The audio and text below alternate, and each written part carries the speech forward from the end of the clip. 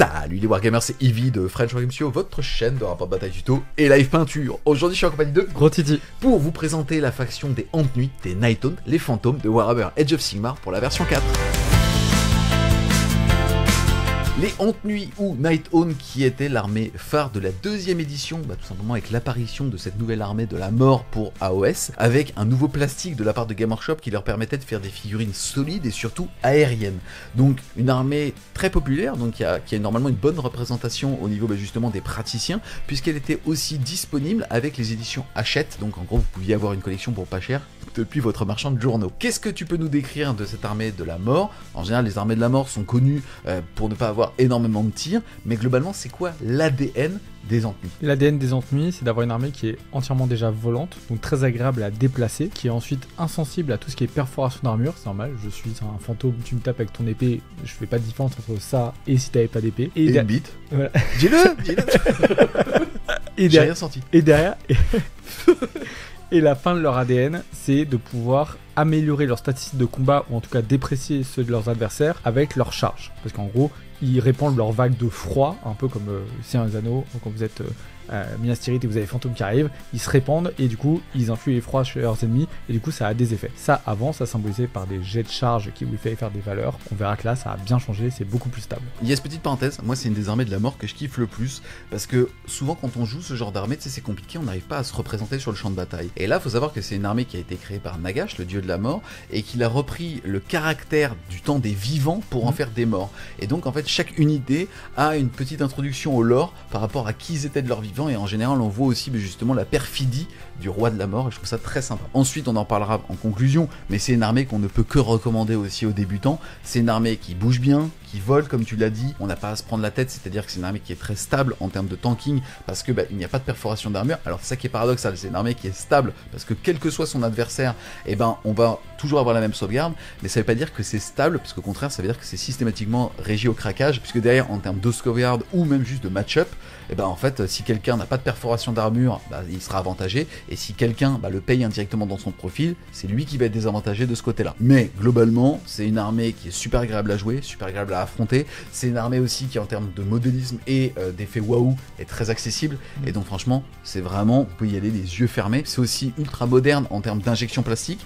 Donc franchement, c'est une super collection. Et pour conclure sur cette intro, on pose souvent la question de savoir si un livre d'armée est équilibré à l'intérieur de celui-ci, c'est-à-dire est-ce qu'on peut se faire plaisir en termes de collection et on fera toujours des optiques de jeu, ou est-ce qu'il y a vraiment des unités poubelles, et aussi est-ce que l'armée permet de prendre du plaisir avec ses partenaires de jeu, ou alors elle est soit trop nulle, soit trop forte. Où est le Night Own ou les Ant Nuit aujourd'hui? Les Ant Nuit commencent très fort cette version 4, peut-être un peu trop fort. Pourquoi? Parce qu'en fait le livre d'armée est jonché d'unités qui sont vraiment très bonnes, il n'y a quasiment rien à mettre à la poubelle, on peut tout jouer dans le livre. Le problème c'est que plus on lit, plus on se rend compte qu'en fait le livre nous amène de manière un peu naturelle à jouer des gros pâtés, notamment de Bloodghast ou de Reaper, qui vont avoir beaucoup trop de synergie, être beaucoup trop puissants, être beaucoup trop compliqués à tomber pour nos adversaires, et vont amener de la frustration là où le livre n'en avait pas forcément besoin, ou aurait pu proposer des gameplays plus frais et plus intéressants à jouer. Donc on est aujourd'hui sur un livre qui est difficile à, entre guillemets, à affronter, facile à jouer potentiellement sur pas mal d'aspects, et qui va nécessiter sûrement une petite revue de Game Workshop pour pouvoir le ramener là où il avait sûrement été pensé au départ. Intéressant, donc en fait l'équilibrage interne est bon au niveau des fiches d'unité, des chartes d'unité, mais pas au niveau des sous-allégeances et des objets par exemple, parce qu'il y en a toujours un obvious, c'est ça que tu... Ouais, c'est toujours un obvious, et il y a un gameplay qui se dessine quand même qui nous a l'air un peu trop fort, on reviendra peut-être dessus à la fin, mais notamment sur des Bloodghast qui sont une unité qui surperforment par rapport aux autres en termes de stats et en bénéficiant de tous les bonus qui sont autour. Voilà. Pour maintenant illustrer au niveau des règles, on va commencer par les traits de bataille. T'en as parlé tout à l'heure, le premier trait c'est éthéré. Les esprits Ant Nuit ne peuvent être atteints que par des coups portés avec de grandes convictions. En gros, ignorer les modificateurs au jet de sauvegarde positifs et négatifs pour les unités Ant Nuit, sauf Nagash, puisque en effet, Armée de la Mort dit qu'on peut jouer leur dieu. Comme tu l'as dit, c'est très fort, c'est soumis à un certain craquage qui peut être positif ou négatif. Il faut prendre ça toujours en compte, c'est-à-dire qu'on est globalement sur une armée qui a une sauvegarde à 4, qui du coup... il peut se passer tout et n'importe quoi. Quand on va acheter ce jet de dés là, il peut se passer, on va tout réussir et notre adversaire peut faire 0. On peut aussi tout rater et perdre beaucoup plus de figurines que prévu. Et on est très sensible, ou plus sensible que les autres, aux dégâts mortels, c'est-à-dire ceux qui vont ignorer l'armure, puisque en fait ça enlève une de nos règles d'armée de base. Donc on va être comme tu l'as dit, potentiellement très fort contre les unités qui ont peu d'attaque avec beaucoup de dégâts et une grosse perforation, genre un dragon qui va vous mettre des énormes dégâts flat 5. L'exemple, on est d'accord, enfin, l'histoire de ton cul. Exactement, c'est ça. Du coup, ça fait un dragon. Le dragon, chaque 4+, c'est 5 dégâts en moins. Mais entre guillemets, chaque 4+ raté, c'est aussi 5 fantômes qui peuvent partir. Donc entre guillemets, c'est équilibré dans le bon sens, mais il faut faire attention au craquage qu'on peut avoir. D'un point de vue émotionnel, ça peut être compliqué. C'est vrai. Ensuite, il faut savoir que toute l'armée a une protection à 6, voire améliorée par des personnages, mais ils ont aussi une aptitude d'ordre. Donc pour un pion d'ordre, ça va s'utiliser en réaction d'être ciblé par une aptitude d'attaque incorporelle. En gros, votre unité en tenue va avoir une protection à 5 jusqu'à la fin de la phase. Ouais. Ça, c'est un mécanisme qu'on avait déjà. Il est de retour, mais il est beaucoup plus dur à gérer. Pourquoi ? Parce que maintenant, on a peu de points de commandement. On en a plusieurs qui sont assez utiles, entre guillemets, on verra en high taunt. Celui-là, du coup, on va pouvoir le doser, mais ça va pouvoir lisser un peu notre statistique de défense. C'est-à-dire que si je rate un peu mes 4+, en jet de sauvegarde, je peux me rattraper derrière, ou alors je peux essayer de forcer mon adversaire à un peu craquer sur ses jets de dés et tout, et entraîner quelque chose de positif pour moi.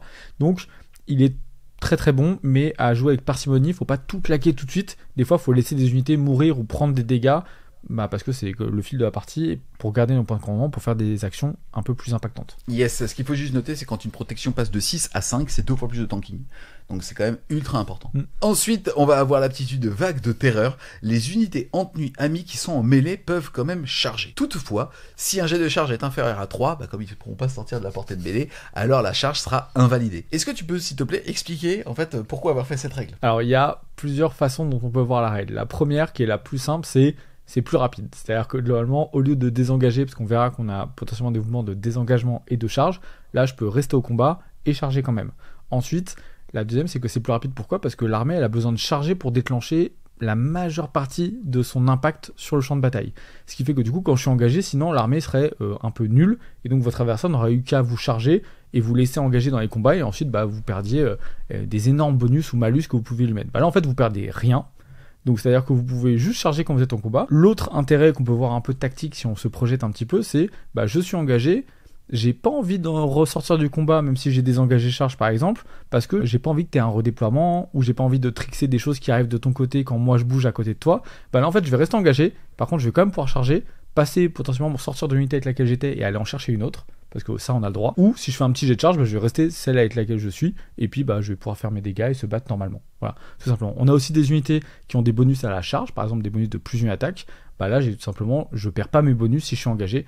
C'est une règle qui est ultra bien écrite pour pouvoir continuer à jouer Night Taunt en prenant du plaisir, quelle que soit la situation. Voilà, moi c'est comme ça qu'il faut le voir, et en plus dans certains cas ça va vous donner des avantages tactiques sur votre adversaire dans des cas très spécifiques. Ensuite, pour terminer sur leurs aptitudes, puisque tu as dit qu'il y en avait qui étaient liées à la charge, en gros vous allez avoir le hurlement, le désarroi et la paralysie. Ce qu'il faut noter, c'est qu'à chaque fois que vous allez charger avec un type d'unité, une d'elles va pouvoir appliquer un bonus. C'est bien une d'elles, c'est pas à chaque fois qu'on charge avec une unité type infanterie, on va mettre un malus par exemple de -1 à la touche. Non, c'est on va pouvoir mettre sur toute la table que un malus de une fois -1 à la touche sur une des unités. Le fait est quand même que quand on charge avec une unité en tenue de base, alors on peut choisir une unité à 1 pouce d'aile et lui appliquer -1 à la touche jusqu'à la fin du tour. Si on charge avec une unité cavalerie ou machine de guerre, alors on peut choisir une unité et lui mettre -1 au jet de sauvegarde, donc c'est pour tout le monde. Et la paralysie, si on charge avec un héros en tenue, alors on va pouvoir choisir une unité ennemie et lui mettre frappe en dernier. Je rappelle donc, n'importe quelle unité peut mettre -1 à la touche, les cavaleries et les machines de guerre peuvent mettre -1 à la save, et n'importe quel héros met frappe en dernier de façon automatique. Ouais. Et donc quand vous avez des unités qui ont plusieurs types, donc en tenue c'est le type de toute l'armée, mais quand vous avez des unités qui sont par exemple cavalerie et personnages, ils vont pouvoir choisir quand ils le font. Donc déjà ce qui est trop cool, c'est qu'on voit qu'on va devoir construire notre armée dans la construction et dans le choix des unités de manière équilibrée. C'est-à-dire je dois avoir de tout pour pouvoir appliquer les 3 malus et du coup exploiter 100% du bénéfice de mon armée. Je dois aussi avoir de tout, mais durant toute la partie. Si par exemple je ne rentre qu'une seule unité de cavalerie, si mon adversaire la tue, en fait je n'ai plus accès au -1 sauvegarde. Donc c'est quand même un peu triste. C'est ballot. Voilà. Et donc du coup, déjà les armées Night Taunt, dans notre construction et dans notre esprit, c'est des armées qui vont être équilibrées en termes de construction. On va avoir obligatoirement de tout pour pouvoir tout déclencher. Ou alors si on fait des thématiques, par exemple la cavalerie, il faut que je fasse attention à avoir quand même des personnages aussi qui vont survivre toute la partie pour pouvoir appliquer le frappant dernier. C'est très bon, l'armée a besoin de ces malus là, de -1 à la touche pour pouvoir survivre parce que ça tank potentiellement pas très bien, le -1 sauvegarde parce qu'on a une très petites perforations dans l'armée. Donc si on n'avait pas ce moins un save là, il y a des armées sur lesquelles on pourrait tout simplement pas faire de dégâts ou très très peu. Et les frappes en dernier, ça nous permet globalement de protéger nos personnages qui sont assez fragiles ou qui nous permettent de séquencer, vu qu'on va lancer 3 unités par exemple au combat contre une seule, pour appliquer les 3 debuffs, de ne pas subir de riposte entre guillemets, mais de pouvoir taper avec tout le monde contre un. Il y a un côté un peu déshonneur, mais on a un fantôme, l'honneur c'était avant de notre vivant, donc c'est pas très grave. Donc c'est la règle synergisante qui se déploie dans le gameplay, qu'on peut faire même quand on est engagé. On verra qu'après on a aussi du désengagé charge qui peut nous rendre encore plus puissants pour pouvoir réappliquer nos malus sur d'autres unités. Si on veut quitter la première par exemple qui est déjà suffisamment affaiblie, on va la laisser en pâture à d'autres et on va aller charger d'autres unités. Et ça donne un plaisir de jeu assez intégral au Journal Item parce qu'il y a un contrôle, ce n'est pas régi aléatoire, c'est simplement je réussis ma charge, j'applique le malus qui m'est destiné, et si j'ai une unité qui est de multiples types, je peux choisir ce que je veux faire. Pour maintenant parler des formations, donc là pour le coup on va parler vraiment des sous-allégeances. On commence par l'apparition instable. La sous-allégeance va être la translocation éthérique. Une fois par tour à sa phase de mouvement, on peut prendre une unité ennemie qui n'est pas en mêlée, la retirer du champ de bataille et la replacer à 9 pouces de toute unité ennemie. Pour une sous-allégeance, c'est très bon. On verra que dans d'autres index, il y a aussi des téléportations, mais qui sont soumis à des jets de dés, genre un 3+, par exemple. Eux, c'est automatique. Donc c'est très bon. On verra que dans l'armée Nighton, vous avez aussi soit des très bons mouvements, soit des mécanismes de téléportation sur des unités. On a 2 ou 3 unités qui permettent de téléporter dans le tour. Donc ça, plus votre formation de bataille qui vous donne une autre téléportation, peut être à 4 unités par tour chez Nighton qui téléportent. Ça file le tournis, quoi. C'est-à-dire que vous pouvez vous déplacer d'un bord à l'autre du champ de bataille en menant une guerre que votre adversaire n'arrivera pas à suivre. Il n'y a quasiment pas d'armées qui ont un tel mouvement dans le jeu.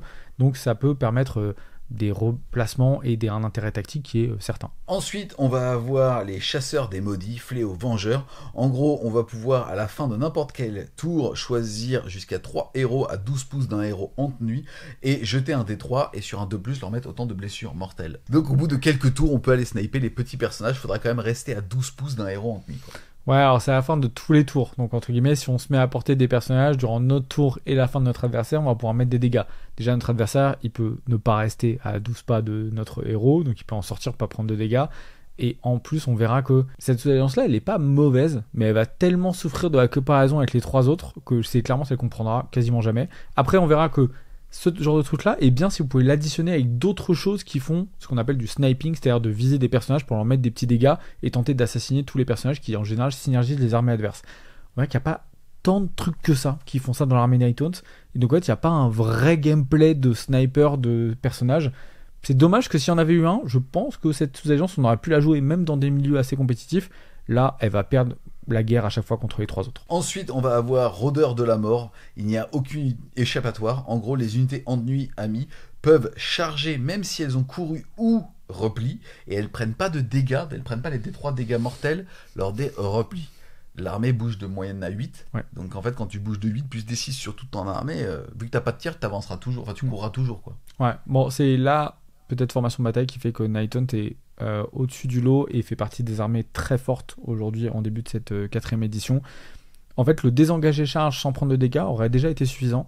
Et là, pour une raison qu'on ignore un peu, ils ont rajouté un course et charge dans l'armée. Alors que c'est déjà une armée rapide, qui a pas de problème de mouvement, qui ignore les terrains, etc. Donc ça va trop vite en termes de dégâts. Et en plus, ça offre trop de latitude au joueur Nighthaunt en termes de gestion. Donc pour moi, c'est la sous-agence star entre guillemets de cet index Nighthaunt. Yes, et même si jamais de toute façon vous voulez pas jouer là-dessus, mais vous voulez jouer avec une optique de swarm un peu con aussi, vous avez la 4ème, c'est Cavalcade Mortelle. En gros, les unités d'infanterie qui sont à 6 pouces d'un carrosse noir ont une protection à 5. Ouais. Ça c'est un gameplay vraiment ce qu'on appelle un peu château, c'est-à-dire qu'on est un peu plus statique à un endroit. Il faut globalement au moins 2 carrosses pour que ça soit intéressant pour l'armée. 2 carrosses, on entoure ça de packs plus ou moins gros de Nighthaunt, et tout ça est tout le temps en protection à 5, donc en plus ça nous fait économiser des points de commandement. Et comme de toute façon, même si tu m'engages, je peux quand même charger en étant dans le combat, je vais quand même avoir accès à toute ma attitude. Maintenant, ça confie quand même seulement à un gameplay autour des chariots et donc très restreint en termes de mouvement. Donc on va être bon sur des scénarios, il va y avoir peu d'objectifs, mais dès qu'on va être à 6, 8 objectifs... Pour imaginer, en fait, en gros, comme tu l'as dit, vous avez 2 chariots, ça représente 520 points, et tout le reste, c'est que de la piétaille. Et en gros, votre adversaire va taper contre de la sauvegarde à majoritairement 5, pour le coup, parce que tu iras chercher les petits fantômes, ou à 4, mais avec une full protection à 5. Encore une fois, c'est la faille de ce début d'édition. Il y a trop de PV sur table pour certaines armées et jamais assez d'attrition. Donc ça va souvent en fait s'embourber réciproquement sur les objectifs et ça va se limiter à compter à la fin du tour justement qui a quoi comme objectif. Sauf pour le joueur Nighthaunt qui lui va pouvoir potentiellement charger en mêlée et ainsi de suite. On reprend maintenant les amis au niveau des traits héroïques. On rappelle que vous allez voir dans le livre, vous avez des maîtres de guerre. Ceux-ci doivent être seigneurs de guerre obligatoirement, mais vous avez quand même le droit de mettre un trait héroïque et un artefact sur autre que votre seigneur de guerre. On va commencer par quelque chose d'assez rare, c'est-à-dire un trait héroïque qui vous demande l'utilisation d'un point d'ordre. Ça va être ici le maître des hostes spectraux, c'est une fois par bataille à votre phase de mouvement, vous allez choisir une unité en tenue qui a été détruite mais qui a commencé la partie avec 3 figurines ou plus, et celle-ci va pouvoir revenir à mi-effectif à 12 pouces de ce héros et 9 pouces de toute unité ennemie. Alors c'est bizarre parce que, avant de t'interroger, je vais te présenter les autres. Ensuite, on a le drapé d'ombre qui est une aptitude passive, en gros qui dit que le porteur ne peut être touché que sur du 4, 5 ou 6. Et enfin, on a aussi l'entité terrifiante, c'est une aptitude aussi passive, qui est que l'aura d'effroi peut être utilisée 2 fois par tour, à partir du moment où on a chargé. On rappelle que l'aura de l'effroi, c'est un des bonus à la charge qu'on choisit entre le -1 touche, le -1 à la sauvegarde et le frappe en dernier, notamment pour les héros. Alors c'est très bizarre parce que lecture un peu facile, mais d'un côté on a des choses qui sont un petit peu totem, très fort, hein, l'histoire de mettre deux aptitudes en phase de charge. Là c'est passif, donc c'est à tous les tours, donc potentiellement en contre-charge ou en charge. Mais on a un principe d'invocation dans une armée qui n'en avait pas. Pour le coup, désolé, mais j'ai énormément chié sur AOS parce que l'invocation, c'est ce qui pour moi casse un jeu. C'est-à-dire que Game Workshop n'est pas l'éditeur le plus reconnu pour équilibrer ses jeux. Et en plus de ça, quand tu as des unités qui reviennent ou des armées qui en génèrent, et donc en fait finalement tu dis qu'on joue en 2000, mais une des armées joue en 3000, c'est très arbitraire de se dire je joue en 3000, mais sur combien, tu vois, parce que je veux dire. Et là on a une armée qui n'est pas faite pour rip-hop, qui a un mécanisme de rip-hop. Sachant que l'armée Nighthaunt n'avait pas de mécanisme de rip-hop auparavant. En fait, c'était pas des rip-hop de pack, c'était des rip-hop de figurines au sein d'une unité. Ouais, mais ça, on l'a toujours. Et donc, en fait, ils ont rajouté un rip-hop d'unité moyennant un point qui n'est finalement pas très cher pour amener une unité de fantôme. Donc, en fait, c'est pareil, c'est un peu comme le désengage et charge, mais là, on a rajouté la course. En fait, là, on voit pas trop le rajout de ce type de gameplay-là au sein des Nighthaunt. Ils en ont pas besoin. Et après, les parties, personnellement, j'ai pu faire parce que c'est l'armée que j'ai le plus joué en début de V4. C'est pas utile en fait, l'armée elle a pas besoin de ça. Donc en fait c'est vraiment un truc du pourquoi vous avez mis ça, parce que en fait l'armée elle s'en sort sans ce truc là. Et ça c'est juste une espèce de c'est vraiment la petite poudre dorée sur le gâteau en plus pour faire joli ou pour enfoncer un adversaire si on est déjà bien. Je pense qu'il faut vraiment expliquer la picture globale aujourd'hui de la façon dont Age of Sigmar est dessiné, ou en tout cas ça nous est présenté avec la rédaction de ces index en fait. Par exemple le Stormcast, c'est facile, c'est sa règle d'armée, un pack va revenir. Là on parle d'un trait héroïque avec, en plus de ça, un pion d'ordre. Donc, je pense pas que Game Workshop l'ait costé dans le prix des unités. Non. Donc, c'est évident que si tu le mets sur un pack renforcé, c'est-à-dire que le mec va vous envoyer un pack qui fait mal, qui a tous les traits, enfin les règles des Nighthaunt qui sont très fortes aujourd'hui. Vous allez le gérer et le gars va dire je m'en fous, c'était gratuit comme transaction. Ouais. En tout cas, je reviens avec la moitié, c'est déjà pas mal, mais je vais pouvoir refaire mal et je ramène une unité. Donc, en fait, il y a des armées qui sont designées pour avoir des systèmes d'invocation ou de faire revenir les unités. On peut parler des Skaven, des Séraphons, c'est des armées comme ça qui ont besoin de faire revenir parce qu'en fait, ils encaissent pas bien ou alors c'est dans leur gameplay que de faire revenir des unités qui meurent et d'avoir une notion de sacrifice. Dans les Nighthaunt, ça allait pas dans le gameplay, c'est pas forcément utile à table et donc ce trait il est extrêmement fort. Il est au-dessus des deux autres. On peut dire que celui qui vous fait toucher à 4+, il sert à rien parce qu'il est vraiment très très mauvais par rapport aux autres. C'est terrifiante, celle qui fait 2 aptitudes. C'est ça. Au contraire, je la trouve super bien écrite. Celui-là est trop bien. Oufissime en termes d'écriture. Et celle-là va trop bien dans le gameplay de l'armée. Pourquoi ? Parce qu'au début de la bataille, ça vous sert pas à grand chose, que vous avez facilement tout déclenché. Mais quand vous avancez dans la partie, vous avez subi des pertes, votre personnage, on verra qu'il y a des personnages cavaliers qui sont exceptionnels, qui ont du coup cavalerie et personnages, ils peuvent du coup déclencher tout seul le -1 save et le frappe en dernier. Combiné avec une seule unité Nighthaunt, vous avez accès aux 3 debuffs avec seulement 2 unités. Mais donc globalement, pour revenir sur l'équilibrage, le premier est auto-include, beaucoup trop fort, mettre des hostes spectraux, c'est beaucoup trop pété globalement dans l'armée, et l'armée n'en a pas besoin. Maintenant, vous pouvez prendre aussi celui qui met 2 auras d'effroi, c'est plus technique, beaucoup plus intéressant à jouer et à affronter pour votre adversaire, et c'est quand même très bon. Donc en fait, c'est un bon trait héroïque de prendre ça, si vous voulez pas prendre l'autre qui globalement apporte pas beaucoup de frais à l'armée, à part peut-être un peu trop de frustration à votre adversaire. Ce qui est bien, c'est que Game Workshop utilise exactement la même structure au niveau de ses artefacts. Le premier il est complètement con, le deuxième il est bien Trixie, bien dans l'ADN, et le troisième est inutile. Non mais c'est bien. Bon, on commence par le plus con, c'est une fois par bataille, n'importe quelle phase de mêlée, éclat de l'une des moissons, effet. On va pouvoir tout simplement ajouter 1 à la caractéristique d'attaque des armes utilisées par les unités entièrement à 12 pouces du porteur. Voilà, donc en ce début de V4, 99% des East Knighton jouent ça. C'était déjà connu avant, c'est très fort, ça permet de exploser en termes de létalité et de vraiment accéder à détruire des cibles de manière simple et un peu scandaleuse en termes de stats. Le deuxième, qui est beaucoup plus technique et beaucoup plus intéressant. Là, c'est une réaction en fait à partir du moment où on annonce qu'une unité ennemie va utiliser une aptitude basique de corps à corps. Avant de réaliser les attaques, on jette un dé et sur un 2+, on affiche autant de dégâts mortels. Ouais, donc celui-là est technique, ça vous demande d'amener votre personnage au combat, ça tombe bien, il met des frappes en dernier, et donc du coup il va pouvoir s'activer, et tous ceux qui vont s'activer après derrière, que ce soit ceux qui étaient en dernier ou les autres, ils vont prendre des 3 dégâts mortels à chaque fois. C'est très bon, beaucoup plus technique, parce que faut quand même que votre personnage survive. Il y a des personnages qui sont un peu tanky, on verra qu'avec les Spiritos et tout, on peut faire des petites combinaisons sympas, et celui-là en fait est cool et technique. Personnellement moi je joue celui-là, parce que je le trouve beaucoup plus intéressant. Et j'aime pas trop les trucs qui se déclenchent une fois par partie, parce qu'on sait jamais vraiment si c'est le bon moment.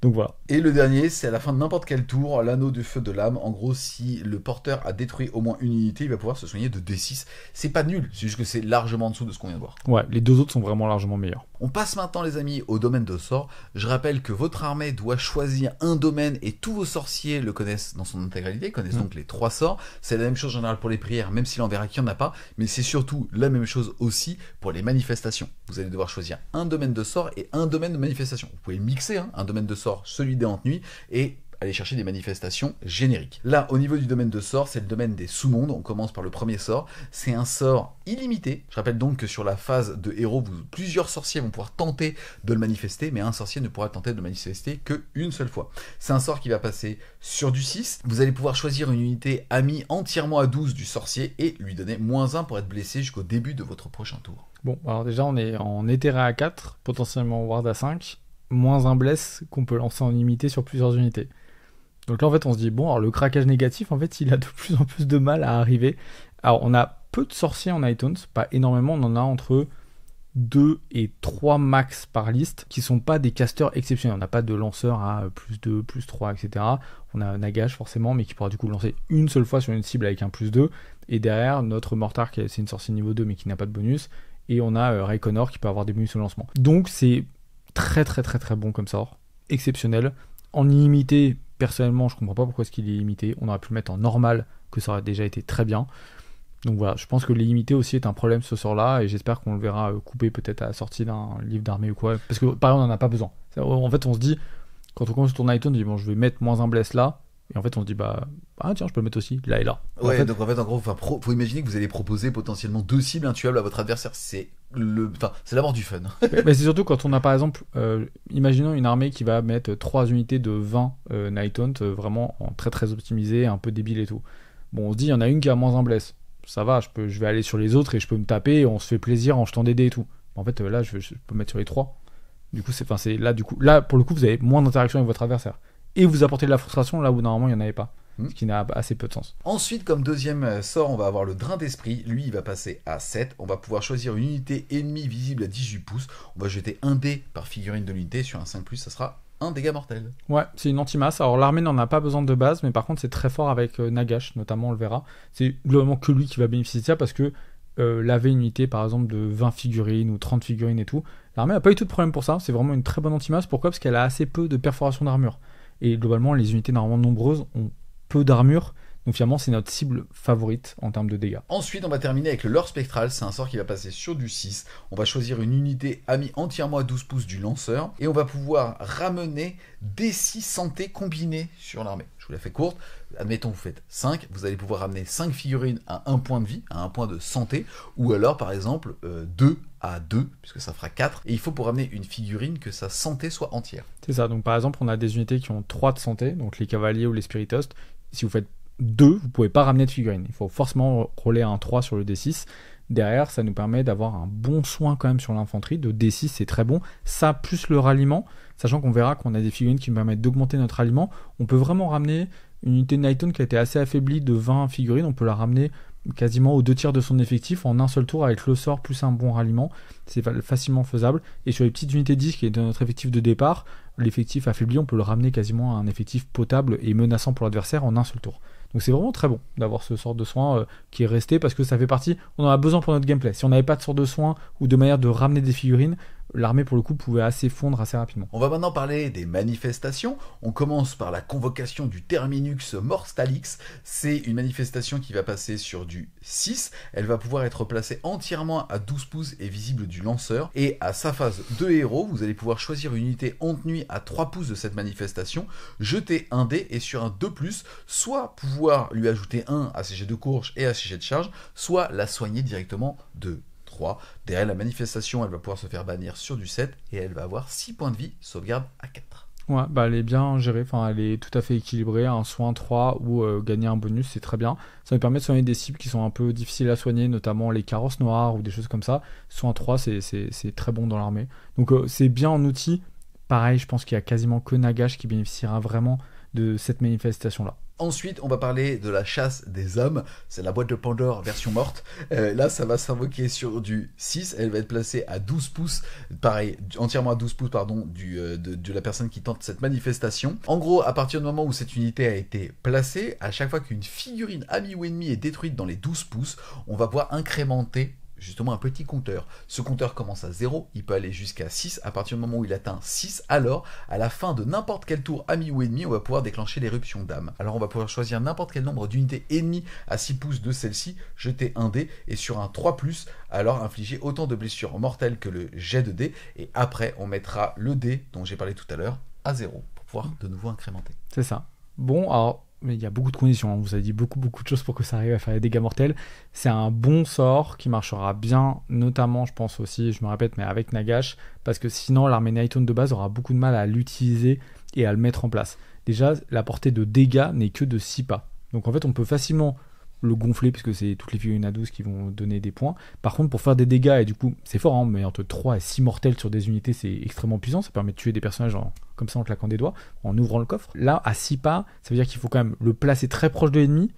Donc ce qui veut dire, si on est très proche, en fait l'ennemi peut nous taper dessus, donc il peut facilement tuer le coffre avant qu'on puisse faire notre effet. Et il faut avoir des unités qui vont suffisamment soit faire les dégâts à distance, parce que le plus fort c'est de déclencher le coffre quand même sans qu'on ait fait les dégâts, mais du coup ça veut dire qu'on s'est pas pris de contre-charge non plus sur le coffre. Donc le coffre était très technique à jouer, excessivement fort avec Nagash, ou s'il y a vraiment un gros combat central et qu'on peut le placer un peu au milieu de la mêlée, et au pire ça force des attaques sur le coffre plutôt que sur nos unités, donc pourquoi pas. Mais je pense encore une fois qu'il prend toute sa légende, on va dire plutôt avec, je dirais avec Nagash. Et on va terminer avec la convocation du faucheur de Shyish. Ça va passer sur du 6. Une fois que c'est fait, on va pouvoir la placer à 9 du sorcier et à plus de 9 de toute figurine ennemie. Je rappelle, et vous allez voir heureusement, qu'une manifestation ne peut pas se déplacer à un tour où elle a été placée. Là, elle bouge de 8, elle a 7 points de vie, une valeur de bannissement de 7 et une sauvegarde à 4. Elle va balancer une attaque en 3+2+, perforation -2, dégâts flat 4, mais si elle a chargé, elle a plus 2 attaques. Quand elle aura donc chargé, elle fera 3 attaques en 3+2+, -2, 4. Ouais, il est très bien, ça rajoute un peu de dégâts et tout, il est très cool à mettre sur la table assez tôt dans la partie pour ensuite pouvoir jouer avec. Il est un peu embêtant parce qu'en plus dans l'armée Nighthaunt on a autre chose à faire que gérer ça. Ce qu'il faut regarder en fait c'est la différence entre nos sorts qu'on a à jeter et les sorts de manifestation. Ce qui est assez compliqué dans l'armée Nighthaunt, c'est que quand on joue pas Nagash ou un sorcier vraiment très puissant, et on n'en a pas vraiment, en fait on n'a pas trop le temps de lancer de manifestation. Donc on va assez peu en jouer finalement. On peut de manière un peu sporadique, soit celle-là, soit aller en chercher dans les génériques, mais le moins un blessé de base en illimité, on a tellement envie de le jeter, et on a des sorciers de niveau 2, niveau 1, ça, plus un peu un anti-masse, peut-être une manifestation par tour, mais vraiment max de chez max. Alors que pour le coup, Nagash, lui, il se gaffe bien avec les manifestations du livre, il peut toutes les lancer à chaque tour, ça lui rajoute des dégâts, ça fait potentiellement plus de blessures mortelles pour assassiner des personnages. Donc lui il combine vraiment bien et je trouve qu'il va vraiment être un gros kiff à jouer avec les manifestations Nighthaunt. Je pense qu'une armée générique Nighthaunt, si on n'est pas par exemple en équipe et qu'on n'est pas soumis à aller prendre un domaine de manifestation, elle ira chercher une manifestation je pense en dehors. Alors je suis complètement d'accord avec toi, mais moi ce que j'adore, la manière dont il y a des années. Alors je suis d'accord avec la critique de faire, putain en termes d'équilibrage mec c'est impossible d'équilibrer des sorts persistants, c'est beaucoup trop fort, il y en a ils passent à 7 mais tu peux avoir un bonus de +1 et potentiellement ça fait aussi mal qu'une unité à 200 ou 300 points. Donc je suis d'accord que c'est super difficile à équilibrer. Par contre quel plaisir de se dire je dois lancer un sort, j'ai le choix entre les 3 génériques, celui de ma charte d'unité et mes 3 sorts persistants. n'importe lequel de mes sorciers a un panel de 7 sorts à lancer. Ouais. J'adore cette sensation. Je sais pas si ça t'a fait ça toi quand tu joues Ouais, Night c'est Zone, trop bien. mais c'est trop agréable quoi, tu vois ce que je veux dire? C'est vrai. Mais du coup, c'est un peu biaisé par le côté moins en blessure. Parce qu'en fait, on réfléchit beaucoup moins. S'il était pas en limité, ce serait beaucoup plus intéressant pour les Je suis joueurs d'accord Night avec Zone. toi. Et je pense qu'on irait chercher des combos avec des manifestations et tout. Ici, on est là. Bon, en fait, mes sorciers ils vont déjà tous commencer par lancer moins en blesse. Et après, je réfléchirai. Donc, ça casse même un peu la technicité du jeu. Je suis d'accord avec toi, ou au contraire, peut-être T1, tu vas faire une espèce de refus de flanc, ou tu vas invoquer un sort persistant parce que tu sais que tu vas être trop loin, et donc finalement ton moins un blesse, tu le mettras qu'en cas de double tour pour un PC. Enfin, Ouais. tu vois ce que je veux dire? Bref. Intéressant en tout cas. Les amis, à tout seigneur, tout honneur, on va découvrir ensemble les chartes d'unité. On va commencer tout simplement par le dieu de la mort, tiens. À 880 points, on va parler de Monsieur Nagash, seigneur suprême des morts vivants. 18 points de vie, protection à 5, 10 de mouvement, il a le bouclier vol, il compte pour 10, il a une sauvegarde à 3. Il est équipé de Alakanash et de Zephet Nekbar. Joli, du premier coup. Il n'y a pas eu de prise avant. Le fluff. Bref, il va avoir un bonus de plus 2 pour lancer les sorts. C'est un sorcier, accrochez-vous bien, de niveau 9. C'est donc le sorcier le plus puissant du jeu. Il va avoir comme sort maison l'invocation de Nagash qui va passer sur du 7. Ça va avoir une portée de 18. En gros, s'il utilise sur une unité ennemie à 18, alors il va lui mettre des 3 blessures mortelles. S'il va la mettre sur une unité amie, il va pouvoir choisir parmi le fait de donner une protection à 5 à l'unité ou alors de ramener jusqu'à santé 3. On va dire ça comme ça maintenant ça. quand on décide de ramener des unités. Il a toujours son aptitude saccage qui va cette fois-ci s'utiliser à la fin de n'importe quel tour. C'est bien évidemment la main de poussière. La caresse de Nagash peut réduire un ennemi en poussière. Tu veux En quelle main gros, exactement. Vous allez choisir un héros ou un monstre à 3 pouces de Nagash et proposer à votre adversaire de choisir soit, j'en sais rien, de choisir n'importe quoi à une chance sur 2. Globalement, ça peut être de choisir une main dans laquelle on va mettre un dé. Si votre adversaire ne choisit pas la bonne main, c'est-à-dire, admettons, il choisit la main qui est vide, alors la figurine est retirée comme perte détente. Comme ça. Alors, bien évidemment, vous allez voir que certaines figurines de jeu sont immunisées à ce genre de choses. On pense à Krignos, le dieu de la destruction. Plutôt que d'être retiré comme perte, il va prendre que 6 dégâts. Certains Behemoth vont avoir la même chose. Le fait est quand même que c'est en plus de tout maintenant la main de poussière. Et c'est ça qui est génial. En plus de ça, je l'ai dit, c'est un sorcier de niveau 9 qui a un bonus de plus 2 pour caster. Et dernière aptitude, à la phase de héros, une fois par bataille, seigneur suprême des morts vivants, il va pouvoir ramener une unité détruite précédemment à plein effectif, entièrement à 12 pouces de lui et à 9 pouces de toute unité ennemie. Ouais, mais c'est dans son prix. Ouais, il vaut 880 points, donc en fait, il vaut pas du tout 880 points, il vaut 880 points, moins ce que vous allez ramener en termes de points. Ce qui est intéressant, c'est que si on le compare juste pour ses capacités de tanking martial et de sorcellerie, bah, il est très cohérent avec Teclis, et donc en réalité, il vaut 600. Ouais, tu vois ce que je veux dire ou pas? Et donc ça, je trouvais ça bien costé, le fait qu'il réinvoque un pack, mais ils ont capé par rapport au pack le plus cher que tu pourrais avoir envie de ramener. Ouais. Déjà, c'est un sorcier, il est beaucoup plus agréable à jouer parce qu'on a un sorcier de niveau 9, donc on lance beaucoup de sorts, donc on a des risques de fiasco. Ils ont changé ça, ils disent quand vous faites un fiasco, en fait, vous continuez à lancer les sorts, mais vous avez plus le plus 2.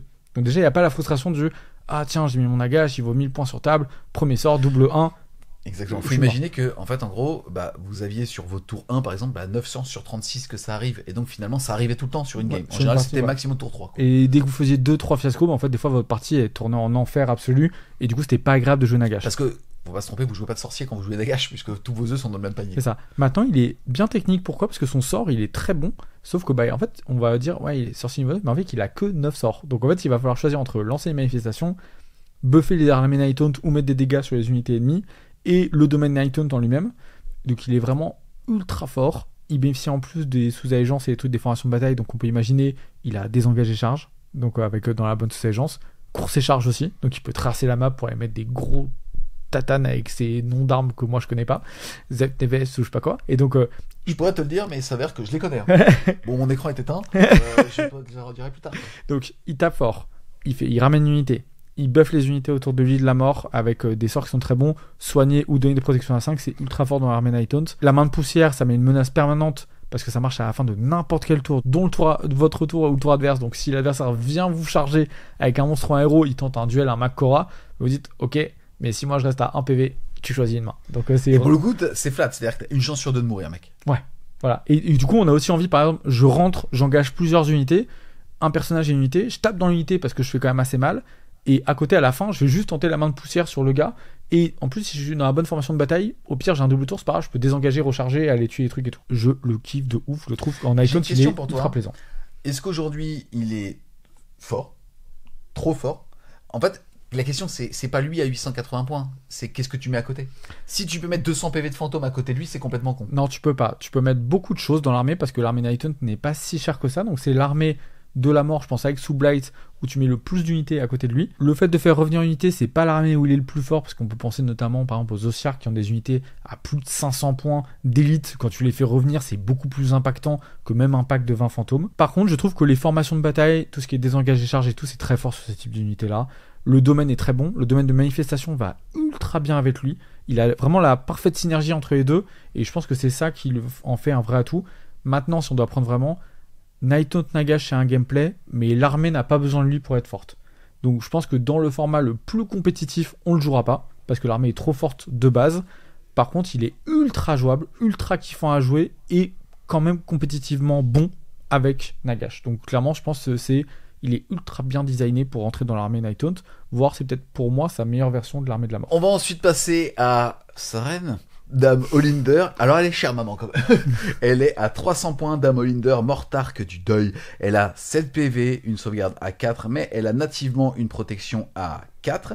Elle est sorcière de niveau 2 avec un sort Suaire du désespoir qui passe sur du 6. Elle peut choisir une unité ennemie à 18 pouces visible d'elle et ça va lui permettre d'ignorer tous les bonus positifs que cette unité pourra avoir jusqu'à la fin du tour. Donc on pense au bonus de, bien évidemment, atteinte correcte, plus 1 pour toucher, si elle avait des mécanismes de plus 1 pour blesser, par exemple, et aussi des mécanismes surtout pour avoir plus 1 à la sauvegarde. Donc là, pour le coup, ça rigole pas trop. Ensuite, une fois par bataille, à votre phase de héros, pas de répit pour les damnés, elle va pouvoir ramener sur chaque unité sur le board des 3 plus 3 santé combinée.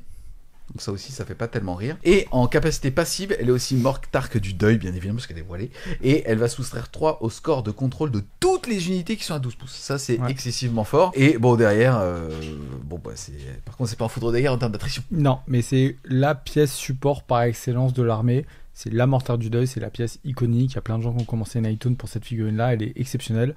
Elle tombe quand même très bien. On a quand même une protection à 4 native qui est quand même ultra pénible à coupler à sa sauvegarde à 4. Et c'est 7 PV. Elle tape correctement, elle a un tir qui est un bon tir de support qui permet de déclencher par exemple pour les Harridan leur tricks qu'on verra après. Et par contre, c'est une bonne sorcière, niveau 2, donc elle peut lancer son sort plus le -1 bless, ou lancer une manifestation et le -1 bless. Derrière, elle a quand même le rip-hop qui permet de stabiliser l'armée. Même si on n'arrive pas à passer son sort, on va pouvoir revenir après avoir subi un peu de dégâts. Par exemple, une alpha adverse qui est venue nous faire beaucoup de dommages, on va pouvoir remonter un peu tout le monde. Et le -3 en contrôle d'OC, on voit qu'on ouvre la porte à un gameplay de baisser l'OC adverse en Night Hunt. Il existe vraiment ce gameplay-là. C'est personnellement mon préféré. Donc clairement, c'est vraiment très très bon. On enchaîne ensuite. Alors au début, j'ai pas compris. Parce que c'est Kurdos Valentian, le roi velu. Non. Et en fait, non, c'est le roi Veul. Veul. Mais surtout que le roi velu, tout le monde sait ce que ça veut dire. Le roi Veul, beaucoup moins. Oui, c'est vrai. C'est vrai, mais je veux pas commenter parce que en tout cas, lui, il est à 200 points. Il est donc 100 points moins cher que Olinder. D'ailleurs, je t'ai pas posé la question. Est-ce que tu joues Olinder à 300 points systématiquement? Ouais, même pas que moi, mais j'ai vu dans la plupart des listes maintenant, c'est pas un auto-include, mais presque. Parce qu'elle renforce vraiment le gameplay sous tous ses aspects. Donc dans toutes les thématiques, voire des thématiques très éloignées d'elle, comme des full cavalry, on a quand même vu Olinder. Alors, très intéressant. Kurdos, 200 points. Il a 4 attaques en 3 plus 3 plus moins de 3. Crit bless auto, c'est un Night Hunt. Sa monture, elle, va faire 6 attaques en 4 plus dégâts. Donc on est sur un espèce d'assassin à 200 points qui balance 4 patates, dégâts flat 3. Là où pour le coup il va avoir une mécanique unique, c'est qu'une fois par tour, en réaction, si un adversaire utilise un ordre à 12 pouces de lui, il jette un dé sur un 3+, le coût en points en ordre va rajouter 1. C'est-à-dire que si jamais c'était un ordre à 1, il va coûter 2, si c'était un contre-charge à 2, il va passer à 3. Alors moi c'est marrant parce que j'ai toujours chié sur ces mécanismes avant, tu vois ce que je veux dire, de je te vole ton PC. Là c'est bien parce que c'est bien écrit dans le sens où tu vas pouvoir le faire. Simplement, prévois sur un 3+, d'avoir un ordre en plus. Comme tu l'as dit, déjà c'est bien écrit. C'est-à-dire que c'est pas comme par exemple on peut penser à Catacross qui dit 5+, je t'annule et en plus t'as pas eu tes PC. Donc ça c'est complètement con de manière générale. Lui c'est intelligent, comme tu l'as dit, si j'ai un plan je peux l'accorder. Maintenant Kurdos, quand je l'ai eu la première fois, je me suis dit il est trop bien dans le jeu actuel où c'est chaud avec les points d'ordre et tout, je vais le rentrer tout le temps. En fait après on fait des listes, il rentre nulle part. C'est un peu son problème. Alors justement c'est pour ça que je te posais la question. Est-ce que en termes d'assassin il vaut le coup à 200 points pour 4 patates dégâts flat 3? Non, jamais de la vie. En fait il vaut beaucoup trop cher par rapport à ce qu'il fait vraiment. Je pense qu'on le rentrera pas du La tout. figurine, elle est dingue. La figurine est magnifique. Bref, si vous êtes collectionneur Nighthaunt, achetez-la. Hein. Bah, si vous avez lui et Olinder sur table, ça vous fait le prince et entre guillemets le roi et la reine sur table. C'est ultra stylé, c'est ultra beau, mais non, si vous cherchez à optimiser un tout petit peu, voire même pas optimiser, mais avoir du gameplay un peu sympa, vous verrez qu'il y a des choses beaucoup plus cool, notamment le mec qui est juste derrière. Yes, c'est le Olorak, le naufrageur. Lui, il est 40 points moins cher. Hein. Il est donc à 160 points. Derrière, il balance 4 patates, dégâts D3 qui touchent à 4, mais c'est pas pour ça qu'on l'aime. Non. Il va avoir comme aptitude de base en phase de mouvement, passage entre les sous-mondes. En gros, ce qui va se passer, c'est qu'il va prendre une unité amie entièrement à 12 pouces de lui, et il va être placé, lui et cette unité, n'importe où sur le champ de bataille. L'unité amie devrait être placée à 6 pouces de lui, mais à 7 pouces de toute unité ennemie. C'est bizarre, non? Non, mais je sais pas. En fait, pour tout le jeu entier, c'est 9 pouces, et c'est déjà très fort parce que c'est en plein milieu de la game. Voilà. Et lui, c'est 7. Ouais, donc on a une FEP à 7 avec plusieurs unités en Nighthaunt. Donc comme je disais qu'il y avait déjà plusieurs occurrences de frappe en profondeur, il y en a. Celle-là, elle est à 7. La figurine elle est malade. La figurine, c'est le passeur qui en gros vous file une pièce, il vous emmène entre les mondes et tout. Enfin, c'est en termes de modélisme, elle est folle. C'est une dinguerie. Il est machine de guerre, donc il est machine de guerre personnage, donc il peut déclencher le moins un save ou le truc. Donc le mec a absolument tout, mais il est clairement mandatory dans toutes vos listes. C'est-à-dire que dès que vous jouez au moins un pack ou même des unités, ou même juste pour le plaisir de jeu de pouvoir téléporter partout et de tenter les charges à 7, il est juste trop fort. Par contre, c'est un trou dans la raquette complet. Pourquoi autoriser des frappes en profondeur à 7 dans un gameplay Nighthaunt? Pour l'instant, la seule armée qui était. En fait, qui rentrait. C'est une armée qui manque pas de mobilité. C'est une armée qui offre toute la latitude de jeu par rapport au fait que quand vous êtes engagé, vous pouvez quand même charger. Au pire, il y a une allégeance qui dit que vous pouvez désengager sans prendre des dégâts, charger. Pourquoi un mec qui TP tous les tours et qui fait pas 7? En fait, c'est à l'encontre même de l'ADN de l'armée. En fait, on aurait mis une FEP à 9, il aurait été dans un choix normal par rapport aux autres personnages. On serait dit, putain, c'est cool, j'ai besoin d'un peu de mobilité, je prends lui, ça me fait des FEP à 9 et tout, c'est sympa. Là, en fait, il vient en juste, j'ai changé de 9 à 7, il devient pété, complet, et pas intéressant et très frustrant pour son adversaire. C'est parti les amis, on passe maintenant à Reikonor, le sombre chantre. On est donc sur un héros unique, cavalerie, sorcier de niveau 1 qui a vol à 210 points. 5 attaques, dégâts 2, plus 1 en charge, donc dégâts 3 en charge. Il va avoir comme première aptitude Justice funeste, qui fait qu'il a plus 1 pour toucher, plus 1 pour blesser à chaque fois qu'il attaque des prêtres ou des sorciers. Donc il va être en 2+2+, moins 2, 3 quand il a chargé. Et moins 3 potentiellement parce que c'est une cavalerie. En plus de ça, il va avoir, donc comme tu l'as dit, cavalerie et héros. Il bouge de 12 dans la bonne sous-allégeance. Et c'est le problème, c'est qu'en fait, quand tu la mets dans sa bonne sous-allégeance, vous allez dire que tout est pété. Le gars, pour un pion d'ordre, il bouge de 18 et il charge à 2d6 en mettant Fight Last. Et il tue, à part des Grondis, des Nagash et tout, il tue tous les sorciers auprès du jeu. Vous avez entendu, en fait, pour un pion d'ordre, il bouge de 18, il est en 2+2+, contre n'importe quel sorcier, et il met un Fight Last. Ou il met un moins 1 sauvegarde. Oui, donc, entre guillemets, t'as une sauvegarde à 4, t'as plus de save, et je suis en 2 flat 3. Okay. Donc, voilà. Non mais ok les gars. Mais sinon tout va bien. Ton jeu il est comme as. Et après il a quand même des règles en plus de ça qui sont très stylées, notamment ses bougies. Donc la figurine c'est une figurine de malade mental. Vous avez un cheval spectral qui a des bougies devant et tout machin. Enfin la figurine c'est un truc de fou. On l'a jamais vu pendant toute la V3, mais là il est là partout. En gros la bougie. Par contre c'est un gros con. À n'importe quelle phase de héros, en gros vous allez pouvoir choisir, soit vous mettez votre bougie sur une unité ennemie et vous mettez un dégât mortel et vous permettez d'avoir un +1 pour lancer vos sorts, ou alors vous mettez sur vous-même, vous prenez un dégât et vous passez sorcier niveau 2 avec +1 pour lancer. Attends, excuse-moi, t'es en train de me dire mon titi, pour 210 points, j'ai un sorcier de niveau 2 qui a +1 en touche, +1 en blesse dès qu'il cible un prêtre, un machin, qui peut bouger de 18 et charger à 3d6 en mettant un Fight Last, mais il est extraordinaire ce garçon. Tu vois. Voilà. Et en plus il met un truc et il se paye le luxe d'avoir un sort qui est quand même pas dégueulasse, qui est la tempête spectrale, qui lui permet de faire des 3 dégâts mortels sur une unité, et s'il tue une figurine, il remet des 3 mortels. Donc sur de l'infanterie, on met c'est extraordinaire, 2 des 3 BM. Un sort qui passe à 7 alors qu'il a +1, que c'est un sorcier niveau 2 et qui met 2 des 3 blessures mortelles. C'est dingue. Voilà. Donc Reikonor, c'est pour moi la star du bouquin de cette version Nighthaunt. Mais arrête, c'est le fils de monsieur Game Workshop. Il est exceptionnel. Il est pété. Ils ont tout mis sur la même feuille. Ouais, en fait, c'est qu'il est pété, mais il est ultra plaisant à jouer. Mais par contre, c'est vrai que c'est une plaie dans le, entre guillemets, dans je sais pas quoi de votre adversaire. Il est trop fort. Voilà, c'est-à-dire qu'il a trop de règles. Par exemple, il y a des choses qui soit genre à 5€ chez les éditions Hachette. Non, voilà. Donc, la figurine tue. Les règles sont incroyables. Il est ultra plaisant à jouer. Il fait toutes les phases. Enfin, genre, c'est fait genre. En fait, il coche toutes les cases de ce qu'on a envie de jouer dans un jeu à Warhammer. Ensuite, on va passer au Scriptor Mortis. On est chuté là. On a craché dans la puissance. Ah là, on est à 140 points de monsieur. Il est équipé d'une plume. Le mec, il y a des bougies, des plumes, c'est un bordel. Non mais, arme de mêlée, plume. Voilà, plume. Voilà. Fielleuse. Voilà, je vais pas te dire, mais bon, bref. Là, donc il va faire 3 attaques. Bon, il est pas là pour ça, parce qu'il tape avec une plume, vous l'aurez compris. Là où il a un mécanisme un petit peu rigolo, à voir si on le joue à 140 points. En gros, ce qui va se passer, c'est qu'à sa phase de héros, il va choisir une unité ennemie visible à 18 pouces, il va jeter un dé, et sur un 3+, cette unité va obtenir le mot-clé condamné. Et à la fin de chaque tour, on va jeter un dé pour chaque unité qui aura le mot-clé condamné. Sur chaque 4+, on va afficher autant de blessures mortelles que le numéro du round. Voilà. Donc au T5, sur un 4+, je mets 5 BM à des héros, c'est rigolo. Le problème, c'est que pour moi, il y a beaucoup trop de jet de dés sur cette figurine. Elle induit le gameplay dont on parlait tout à l'heure, qui est le gameplay un peu de sniping des personnages. Donc lui, plus l'autre, plus votre sous-agence qui vous dit vous mettez D3 blessures mortelles sur les personnages, bah à partir du T2, vous pouvez commencer à tuer n'importe quel personnage à 5 points de vie du jeu. Donc c'est pas mauvais, on peut se dire, mais en fait, c'est je dois choisir un héros, 3+, donc déjà si je rate mon 3, il n'y a personne qui est condamné. Et ensuite, c'est 4+, et je mets les dégâts du tour en cours. Mais c'est une chanlide à lancer, c'est impossible. À sa décharge, il rentre dans un détachement Nighton.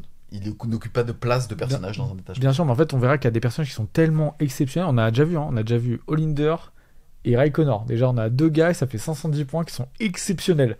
Donc on se dit, est-ce que je mets un perso pas ouf à 140 points, alors qu'on va voir qu'il y en a d'autres qui sont des pépites complètes. Ensuite, on va passer à la Banshee des Terres. C'est donc un héros qui vaut 150 points, qui alors est équipé d'un cri. Pas une plume, c'est un cri. En gros, vous allez le voir, elle tire OK, elle tape OK. Pour le coup, il n'y a pas grand chose à dire par rapport à son coup en points. C'est simplement est-ce qu'elle va rentrer, tu vas pouvoir nous aiguiller un petit peu. Ce qu'il faut juste noter, c'est que au niveau de sa phase de tir, elle a un hurlement qui est qu'à partir du moment où on a blessé, on va jeter un dé sur un 2+. L'unité ennemie ne peut plus être sujet à des ordres jusqu'au début de votre prochain tour. Donc ça, c'est assez intéressant. Et elle va aussi avoir comme aptitude passive la plainte concophonique. Elle va donner aux Banshee Dolentes à côté d'elle une aura qui, à 12 pouces 2, vont en fait interdire l'ennemi de se donner des bonus au score d'objectif. Ouais.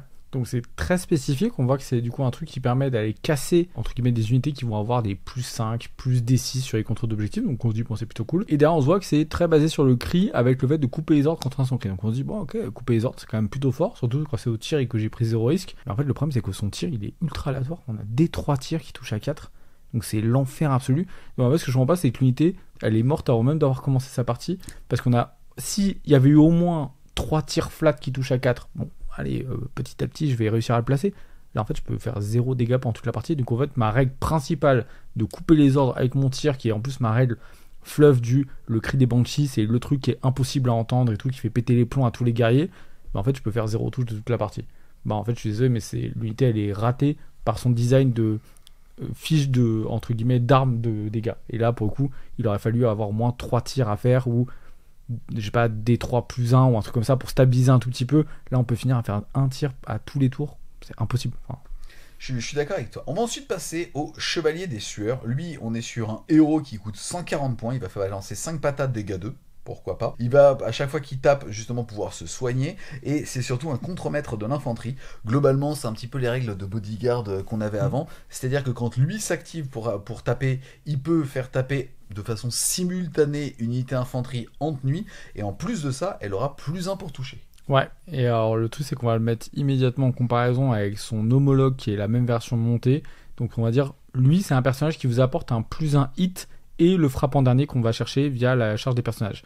On verra qu'il y a d'autres personnages à pied avec lesquels il va rentrer immédiatement en concurrence, qui vont apporter d'autres bonus. Et du coup, l'intérêt, c'est est-ce qu'on va aller chercher le +1 hit gratuit. 140 points à pied, 180 montées, et le 180 montées partage exactement les mêmes règles. Donc, est-ce que tu joues à 140 ou à 180 points ? En fait, le truc, c'est qu'à 180, déjà, j'ai accès au mot-clé cavalerie, et donc je peux choisir entre mettre -1 sauvegarde ou frappant dernier. Celui à pied, il n'a pas le choix, il met soit -1 hit, parce que c'est une unité en tenue, soit il met un frappant dernier. Le cavalier, il a accès entre les 3. Donc déjà, lui, il est beaucoup plus stable.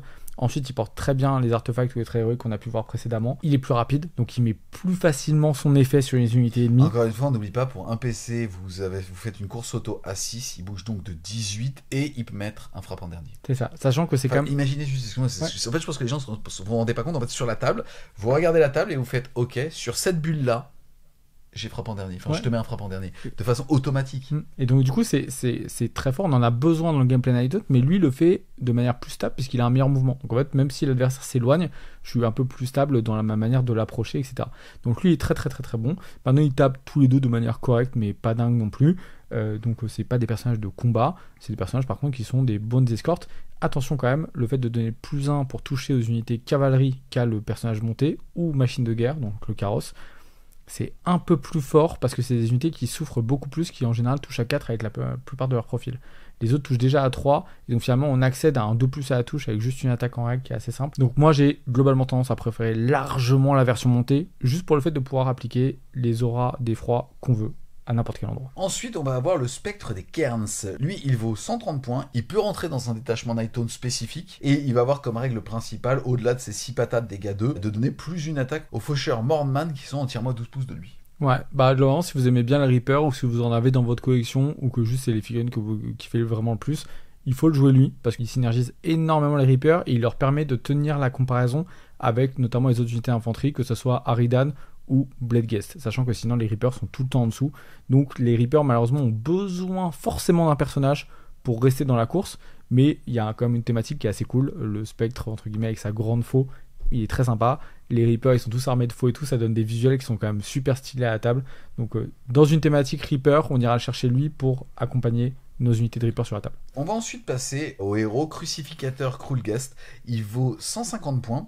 Il tire ok, il tape ok, et il a surtout comme règle le supplice fortifiant. En gros, à n'importe quelle phase, il annule le premier dégât subi de toutes les unités entièrement à 12 pouces de lui amis. Mais quand tu vaux 150 points, il faut que t'annules combien de dégâts. Enfin, tu vois, j'ai du mal à me rendre compte en fait justement du breaking point dans lequel il est intéressant. Ouais, je pense qu'en fait lui il rentre jamais nulle part, c'est un peu triste. À 150 points en fait, s'il synergise rien, ignorer un dégât c'est juste ridicule. Enfin, c'est pas sur ça qu'on peut baser des stratégies, sachant qu'avant il faisait -1 dégâts dans une bulle à 12, donc en fait il a été globalement assassiné, mauvais jeu de mots pour un fantôme, mais sur son war scroll il est inutile. Enfin franchement je dirais même dans des compositions genre détente ou vraiment stable et tout, on ira chercher, je sais pas, par exemple ce qu'on a vu avant, genre le faucheur qui va aller avec ses potes faucheurs pour avoir un truc un peu stylé. Voilà. Alors, même question, la prochaine unité c'est le Seigneur Bourreau. Même chose, 150 points, donc même coup en points. Ouais. Il rentre dans les détachements spécifiques Night Hunt, donc exactement la même contrainte. Derrière, en termes d'assassinat, il est un petit peu plus stable parce qu'il va balancer 5 patates en 3+, 3+, moins de 2. Mais il est anti-héros, donc contre les héros, il est perforation -3. Et lui, en face de mêlée, il peut choisir une unité ennemie et sur un 2+, faire -1 attaque. Et si c'est un héros, alors -5 en contrôle d'objectif. Je l'adore, c'est mon chouchou. Je l'adore, moi je le rentre dans toutes mes listes, il est trop bien. Il est super agréable à jouer, il tape correctement et sa règle elle est ultra forte. C'est-à-dire que le fait de mettre -1 attaque, bah en fait là c'est terminé, plus personne vous tue. Globalement vous êtes en éthéré à 4, ward à 5, peut-être -1 bless, -1 attaque sur des multi-profils, c'est l'enfer absolu. Donc plus personne vous tue et en plus vous vous payez le luxe de gentiment mettre -5 s'il y a un personnage sur le contrôle. Donc en fait lui-même il va se taper contre un monstre. Si le monstre le tue pas, il prend l'objet.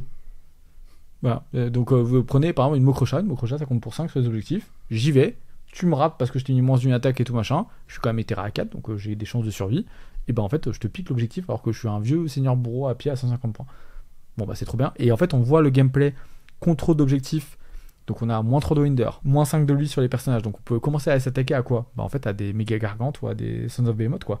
Voilà, on a une différentielle de 8 sur des gars, bah vous allez voir qu'en fait on peut vraiment aller choper des objectifs à des cibles beaucoup plus fortes en prise d'objectif que nous. Et ça c'est un gameplay un peu contrôle et reprise de jeu que j'aime beaucoup chez Night Hunt, et personnellement moi je l'adore ce gars-là. Yes, alors c'est bien parce qu'on va enchaîner, alors on sort des héros, on va maintenant parler des écumeurs Afralames. C'est une unité un peu spécifique parce que c'est une unité à 160 points mais qui ne contient que 2 modèles. C'est une unité de cavalerie à 3 PV, mouvement de 12, sauvegarde à 4, on est complètement normal, on a un contrôle d'objectif que d'un, c'est normal. On ne regarde pas leur ligne d'attaque parce qu'ils sont pas là pour ça.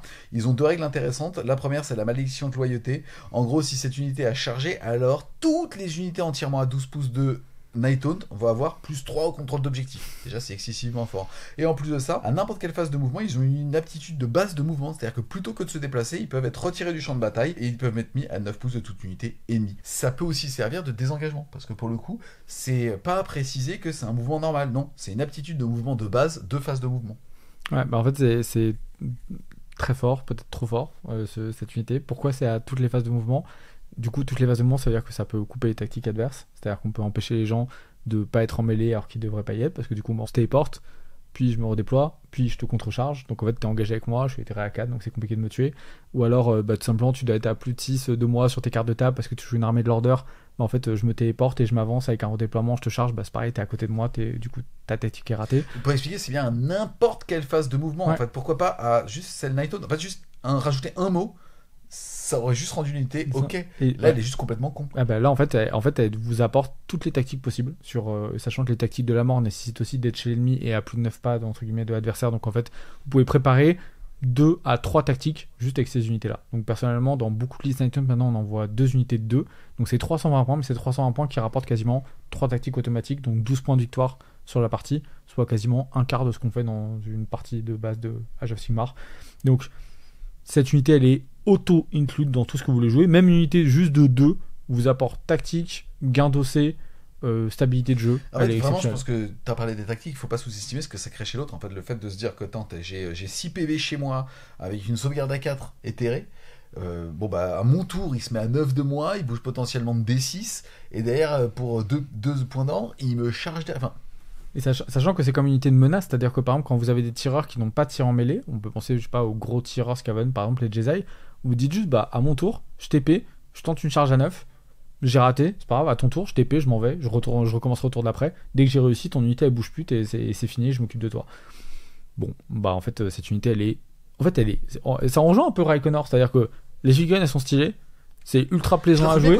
Mais en fait, je la trouve bien costée par rapport à son tanking, pas par rapport au fait qu'elle va te rapporter. C'est ça. Mais en fait, elle fait tout. C'est une belle unité. En fait, le problème, c'est pas le combo, c'est ses règles. Bien sûr. Ça devrait être à ta phase de mouvement. Bien sûr, et les règles sont trop simples et c'est trop bien. Enfin, donc, en fait, bien sûr, tu les joues, c'est trop fort. Et sauf qu'en face, le mec, il a l'impression de dire, mais attends, tu joues avec quoi comme unité là? C'est un truc de ouf. Donc, t'as TP. On se rappelle qu'on a All Rush. Donc là, maintenant, on commence à avoir 3 unités qui TP par tour. Sans aucune sous-allégeance, sans rien. C'est beaucoup trop fort. On va enchaîner ensuite avec le gardien des âmes. Lui, il est à 140 points. Pareil, c'est pas un foudre de guerre en termes d'attaque. Il va juste en fait ajouter plus 1 pour blesser en mêlée à toutes les unités entièrement à 12 pouces de lui en nuit. Ouais. C'est très bien, c'est un bon buff de dégâts, sachant qu'on en a besoin de ce type de buff là pour pouvoir passer les unités très armurées ou très nombreuses et tout. Maintenant, il faut qu'ils soient en mêlée, donc ça veut dire qu'il va quand même s'exposer dans la partie à les chercher. Maintenant, il va donner un strike class, donc un frappant dernier, donc du coup, il va devoir survivre quand même à cette phase, mais c'est beaucoup plus intelligent. Avant, il donnait un bonus alors qu'il n'était même pas besoin d'être engagé, donc c'était stupide. Là, il faut qu'il se livre un peu. Donc oui, si on veut augmenter notre létalité, on peut le prendre lui, sachant qu'il faut le jouer de manière quand même assez offensive, donc il s'ouvre à pouvoir être assassiné aussi par l'ennemi en fonction des cas. On va ensuite passer à une nouvelle unité, personnellement, que je connaissais pas, ça va être les pyrospectres. On va être sur une unité de 8 à 130 points, donc globalement, 16 tirs qui touchent à 4, 4 plus pour blesser, moins 1 en rend, dégâts 1, tir en mêlée, sinon ça va balancer quasiment le même nombre d'attaques au corps à corps, bref. Pourquoi pas? C'est surtout qu'en fait, ils vont avoir l'aptitude allumer le bûcher à la fin de n'importe quel tour, ami ou ennemi. S'ils contestent un objectif, ils vont choisir une unité ennemie à 6 pouces d'aile. Ils vont jeter un D3 sur un de plus, infliger autant de blessures mortelles et surtout ajouter ce résultat à leur contrôle d'objectif à eux. Ouais, mais ils sont pas mal, hein. C'est une bonne unité, ils sont bien costés.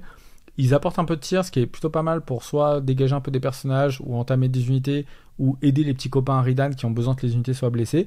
Et derrière, en 1-1 sur les objectifs, en fait, entre le tir, les blessures mortelles et le rajout d'OC, en fait, ils prennent des objectifs quasiment à beaucoup d'unités.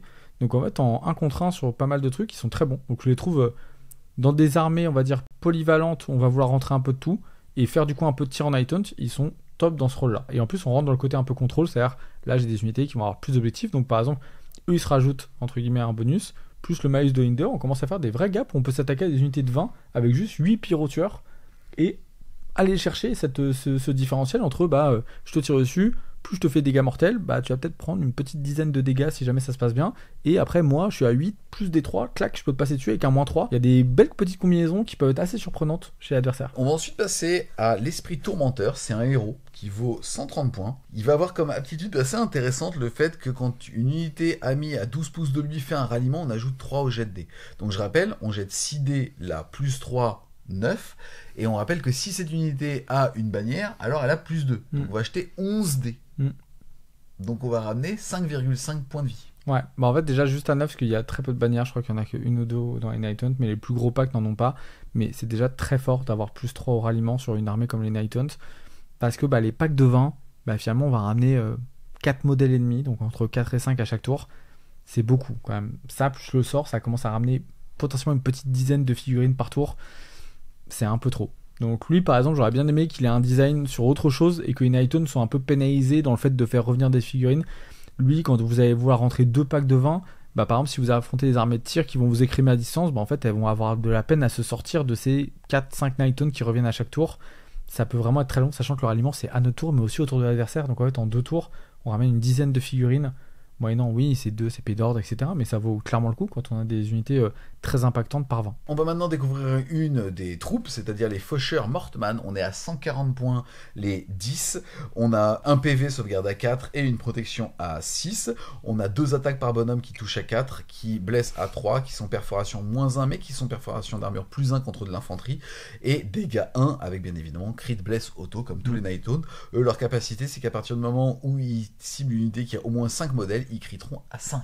Ouais, on en parlait tout à l'heure, ils vont être très bons quand on prend le personnage Reaper à côté, sinon ils vont perdre toutes les comparaisons avec les Harridan et les Blade Gaze qu'on va voir juste après, qui sont globalement leurs cousins, mais plus forts de manière naturelle. Voilà, donc en fait ils sont bien, eux c'est peut-être les mieux design des 3, mais malheureusement ils ont besoin vraiment du spectre des carnes pour suivre le rythme, on va dire, qui impose les 2 autres grosses infanteries du jeu. Ensuite on va avoir les Man enchaînés, c'est donc un pack de 2 pour 100 points.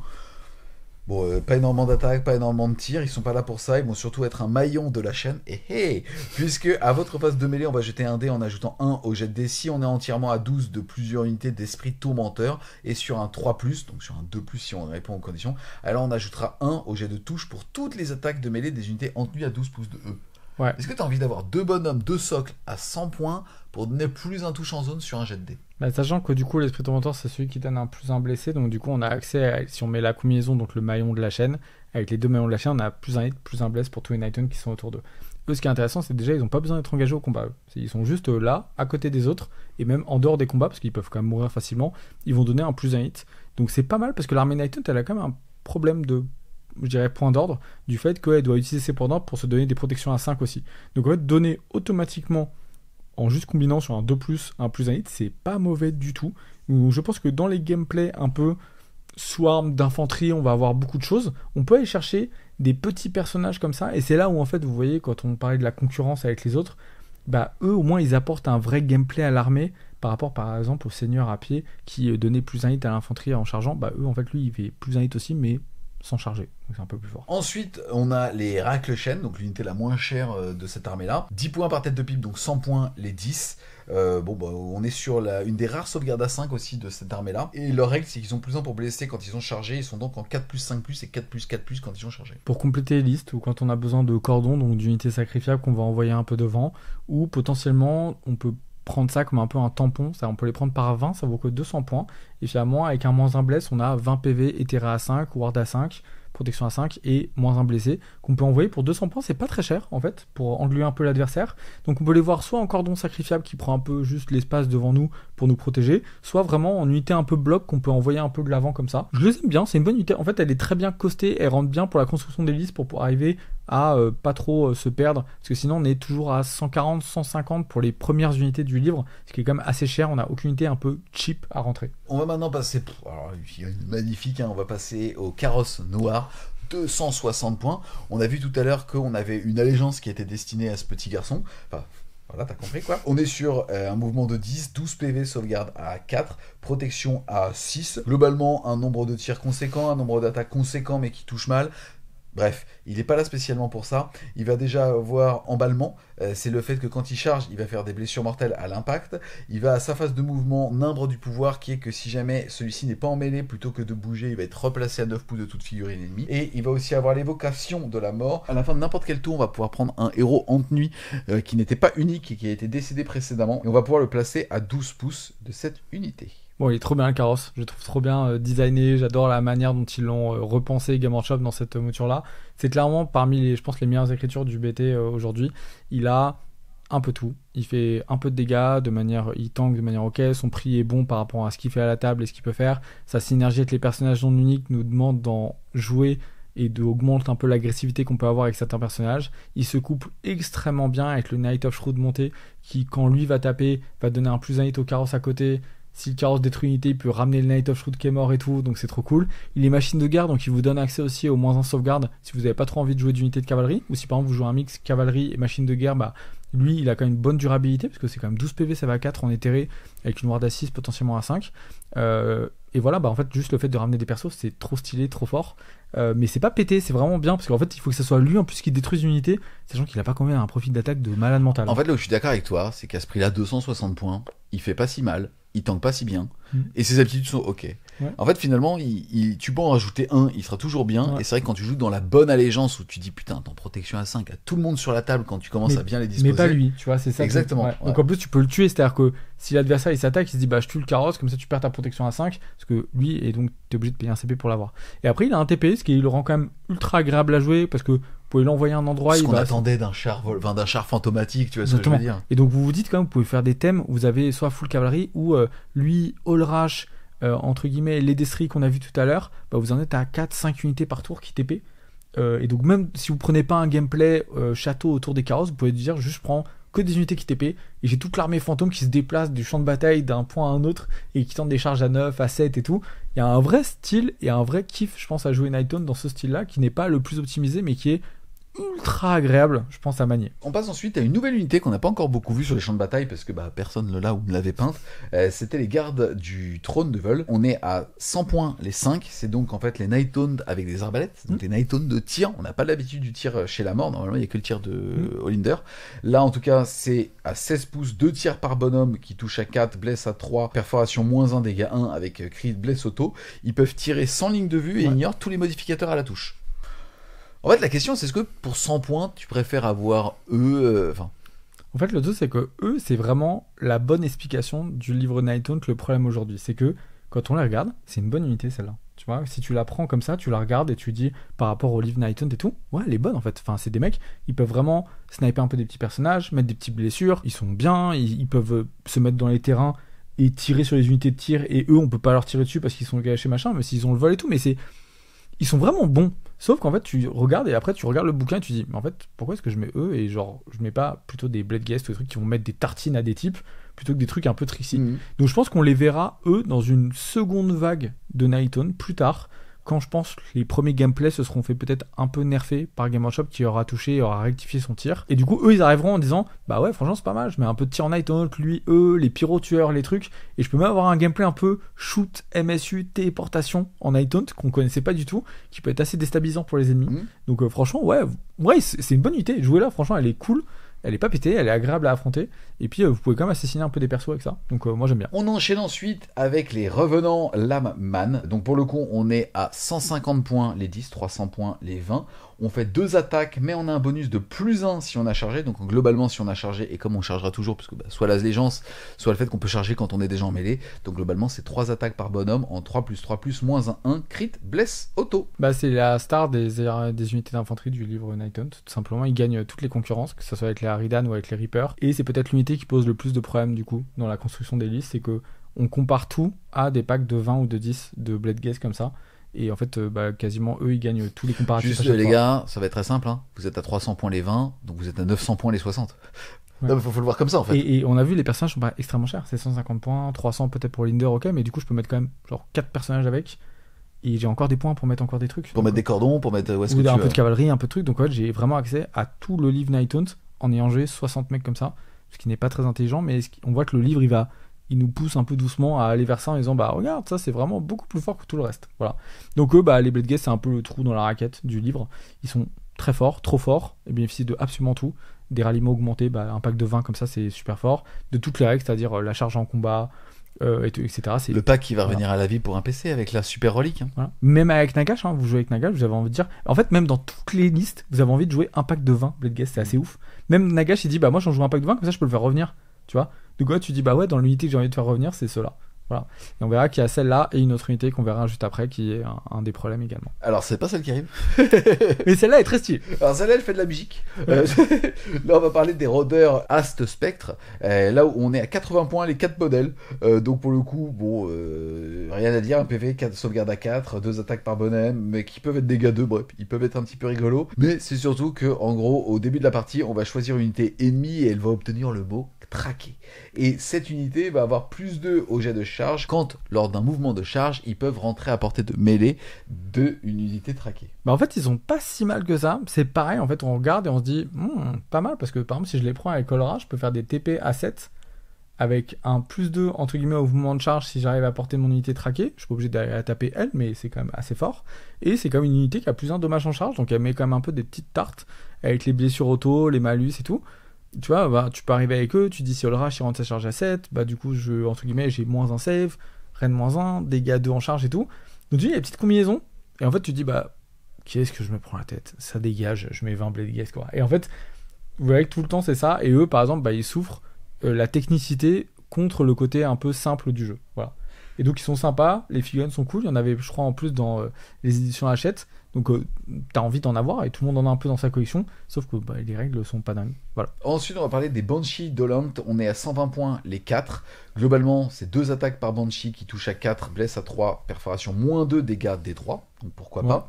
Et surtout en fait en gros elles ne sont pas sorcières, mais à partir du moment où une unité amie entièrement à 12 a été victime d'un sort, alors elles vont pouvoir le dissiper comme si elles avaient le mot-clé sorcier 1, et on va ajouter 1 au jet de dissipation, et en plus de ça, si le sort est dissipé, on infligera D3 des surmortels au lanceur. Bah, c'est pas mal, hein. Enfin, franchement, les Banshees sont cool, elles ont un bon rôle, elles étaient déjà anti-magie, elles le sont toujours. C'est une bonne unité, qu'en plus on peut commencer à avoir dans les listes de manière renforcée. Enfin, franchement, elle est pas déconnante du tout, voire même juste par 4, ça vous donne une chance supplémentaire de dissiper, avec un bonus de plus 1, ce qui est quand même excessivement fort dans l'armée Nighthaunt, qui souffre quand même beaucoup des sorts, notamment ceux qui vont mettre... Les sorts sont en général source de dégâts mortels, ce qui est du coup fort contre les Nighthaunt. Donc plus on a de chances de pouvoir dissiper et enlever ça, mieux c'est pour notre armée. Ensuite, les Nuées d'Esprit, on est à 130 points le pack de 3. C'est quand même 3 points de vie par tête de pipe avec une sauvegarde à 4. Derrière, c'est 6 patates. Donc, bon, ça limite, ça touche à 4, blesse à 4, sans rien de dégâts 1, on s'en fiche. Mais quand même, et surtout, ça donne une protection à 4 plus au héros à côté. Au héros au pluriel. C'est pas t'en choisis un au début de la game. Là, c'est tous les héros à portée de mêlée. C'est ça. Alors, c'est tous les héros d'infanterie. Et le problème, c'est qu'en fait, les Nuées d'Esprit, elles vont encore plus renforcer le gameplay pack d'infanterie avec héros d'infanterie. Donc, personnellement, moi, je les joue dans une optique qui n'est pas celle-là, mais c'est par exemple avec le Seigneur Bourreau qui va aller au combat pour mettre le moins 5 d'OC, le moins 1 attaque et tout. Et donc, du coup, il devient très compliqué à tuer avec les Nuées d'Esprit. Mais par exemple, si vous voulez jouer des packs d'infanterie ou une armée très basée sur du Swarm de fantômes, bah, avec le Spirit Torment, avec le petit personnage Seigneur à pied, avec les trucs, bah, vous mettez Nuées d'Esprit. Tout ça, c'est protection à 4. Voilà, c'est même pas un appel au craquage. Si vous êtes éthéré à 4, protection à 4. Il n'y a même pas de contrepartie. Ce que je comprends pas, c'est que tout ce qui donne normalement des protections à 4 dans le jeu, quand vous faites des 1 à la protection, des trucs comme ça part, les PV sur les copains. Ça les met sur les copains. Là, c'est juste protection à 4, genre natif, nature, peinture, tu peux rien faire contre ça. Pareil, je pense que c'est un peu trop simplement écrit et qu'on aurait pu mettre une petite touche de complexité pour rendre ça, je dirais, correct dans la tête des adversaires. Ensuite, on va passer aux Carognes Faucheuses. C'est une unité qui va coûter 150 points les 10, qui va avoir un bonus de plus 1 pour toucher et pour blesser à partir du moment où il cible une unité qui a déjà subi des blessures, qui a été endommagée. Donc on est quand même sur 3 attaques par bonhomme qui touchent à 4, blesse à 4. Je viens de dire qu'on pouvait potentiellement avoir plus 1, perforation moins 1, dégâts 1. Et en plus de ça, si elle a chargé, elle donne moins 1 blesse aux unités qui sont en mêlée avec elle. Ouais. C'est même pas sur elle. C'est vas-y que je te débuffe la gueule. Ouais. Enfin, bon, bref. Ouais. Mais celle-là, pour le coup, c'est mes chouchous. Les Blade Guests, c'est un peu les gars un peu stupides du bouquin. Eux, ils sont un poil plus techniques. Et ils sont bien dans le milieu. C'est qu'en gros, ils sont attirés par tout ce qui est blessé et tout. Donc, ce qu'il faut, c'est quand même avoir des sources de dégâts à distance. Et l'armée n'en est pas, je dirais, pourvue de manière énorme. Il faut mettre soit vous mettez un peu de tireur, soit vous devez mettre des unités de cavalerie qui vont mettre des dégâts à l'impact, ou un carrosse, ou des trucs comme ça, pour blesser vos adversaires avant de taper. Globalement, en fait, si vous blessez pas vos adversaires avant de taper, c'est les plus nuls des infanteries d'élite Nighthaunt.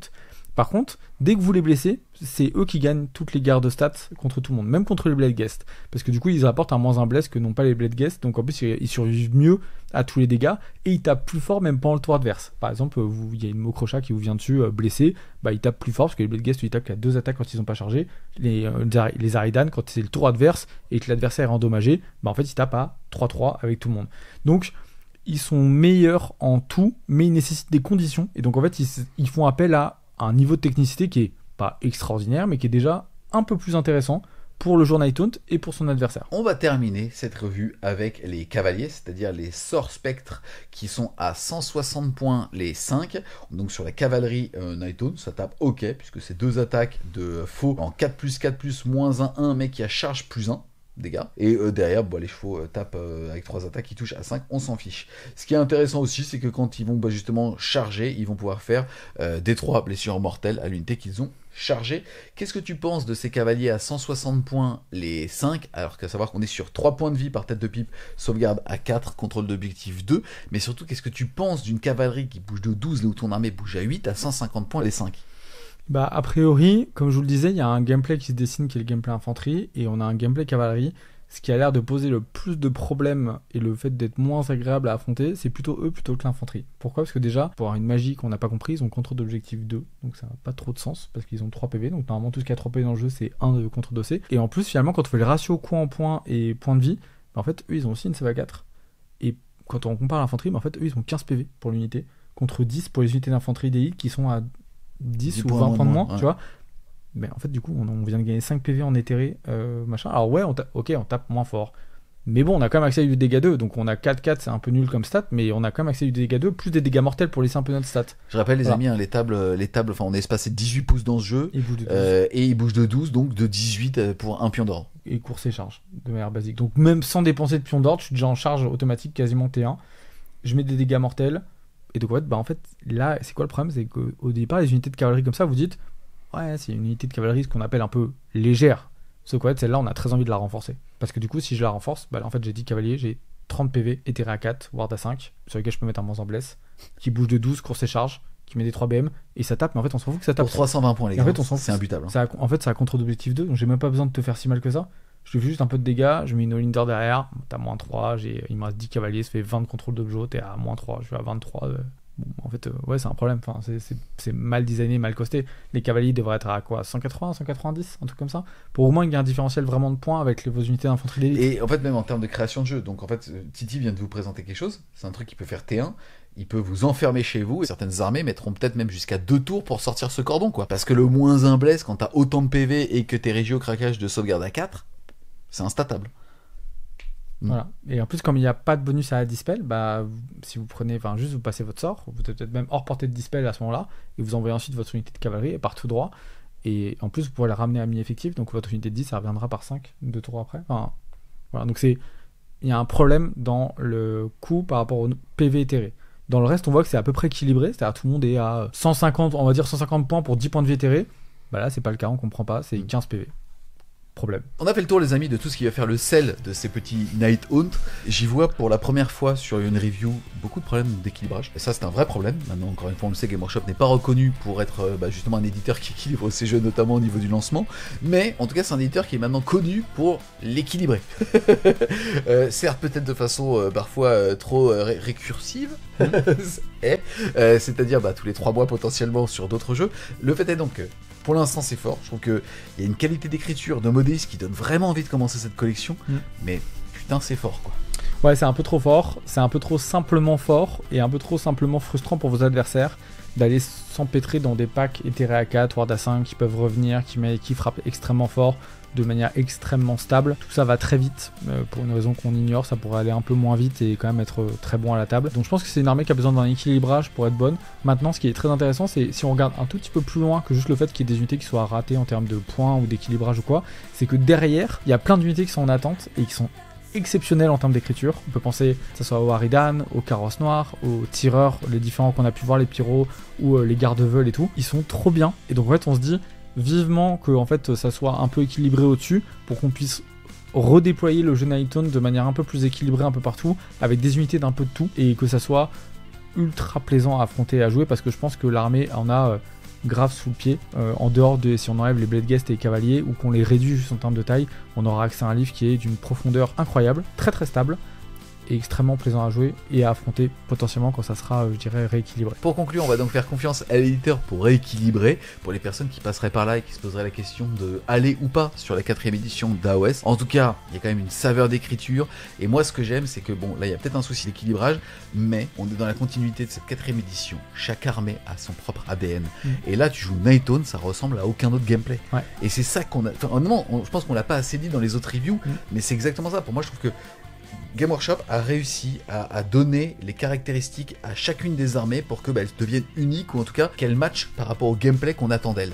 Et je trouve que ça c'est une réussite incroyable pour cette édition. Ouais, en fait c'est très stable, on a vraiment l'impression de jouer ces marée de fantômes qui vient mettre le désarroi dans le cœur des guerriers d'en face, et où l'adversaire peut pas faire grand chose à part subir cette marée, mais en soi normalement quand on tape dessus on finit par s'en sortir et se dépatouiller un peu, donc on a l'impression de vraiment se battre dans une marée je dirais flottante contre nous, et c'est ultra bien retranscrit, ça va très vite, c'est très plaisant comme tu l'as dit à jouer, à bouger, à peindre et tout, ça va très vite, gros kiff, allez-y tout droit dans les Nine Taunts, que ce soit pour du jeu compétitif ou juste pour vous faire kiffer parce que la gamme vous adorez, ça sera ultra suivi et c'est vraiment une très très très bonne armée. Pas mieux. Bah écoute, merci beaucoup Titi d'être venu justement nous présenter cette faction, les amis. On espère clairement que vous aurez aimé cette vidéo. C'est le cas, n'hésitez pas à mettre un gros pouce bleu dessus, à la commenter, à la partager. Si vous voulez supporter French Game Show, n'hésitez pas à aller faire un tour sur son Tipeee, le lien sera en description. Et nous on vous dit à plus les Wargamers.